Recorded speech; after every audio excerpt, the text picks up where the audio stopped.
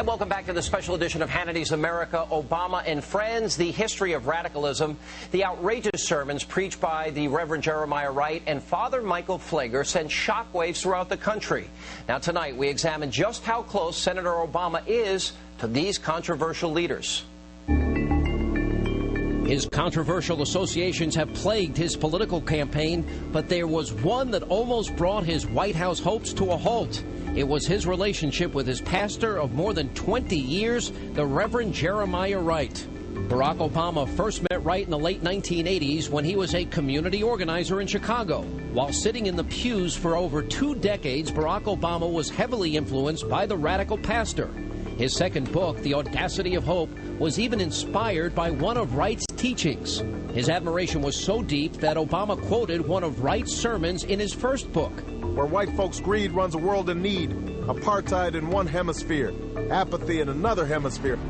Reverend Wright preaches an Afrocentric theology, a belief system based on the writings of James Cone.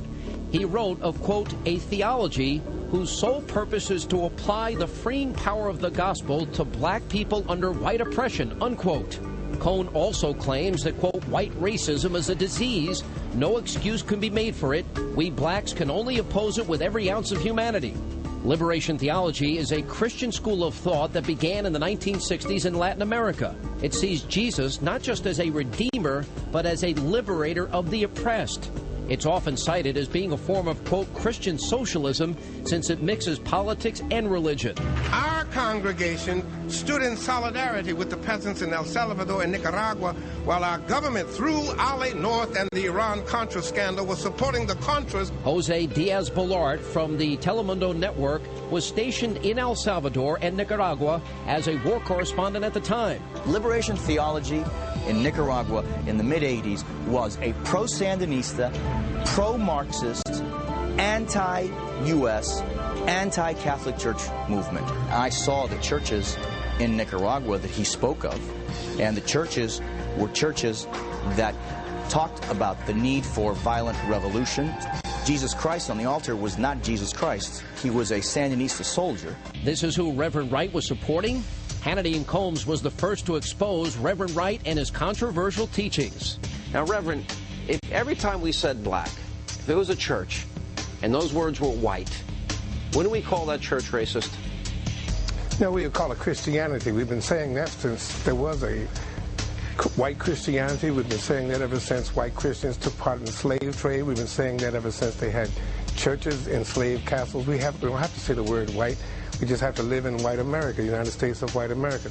And about a year later, the media began to catch up and the tapes emerged. God bless America? No, no, no. Not God bless America. God damn America. Senator Obama was in a bind. Does he defend his pastor and spiritual mentor of more than 20 years, or does he denounce him? As imperfect as he may be, he has been like family to me. One of my members just might turn this mother out, turn the tables on white supremacy, and have a black woman sleeping legally at 1600 Pennsylvania Avenue. He strengthened my faith, officiated my wedding, and baptized my children. And they will not only attack you if you try to point out what's going on in white America, US of KKKA. I can no more disown him than I can disown the black community. I can no more disown him than I can disown my white grandmother. But Senator Obama's half-hearted attempt to ease the minds and hearts of Americans would not work. After keeping quiet for several weeks, Jeremiah Wright emerged at an NAACP event in Detroit and added more fuel to the fire. Arabic is a language, it's not a religion. Barack Hussein Obama, Barack Hussein Obama, Barack Hussein Obama. But he didn't stop there. The following day, Jeremiah Wright raised even more eyebrows when he spoke before the National Press Club. You cannot do terrorism on other people and expect it never to come back on you. This is not an attack on Jeremiah Wright. It has nothing to do with Senator Obama. It is an attack on the black church. Finally, after all the outrageous comments, the Obama campaign could handle no more. Michelle and I told Reverend Otis Moss that we were withdrawing as members of Trinity. But what took him so long? He distanced himself from Jeremiah Wright, But this was not the only religious leader that Obama would have to run away from. At the same time that Reverend Wright's explosive comments were playing around the country, Father Michael Pfeldger emerged onto the scene. Father Pfeldger, a Catholic priest, is also a community organizer and activist in Chicago. He made headlines back in May when he gave this racially charged sermon at Trinity United Church of Christ. When Hillary was crying,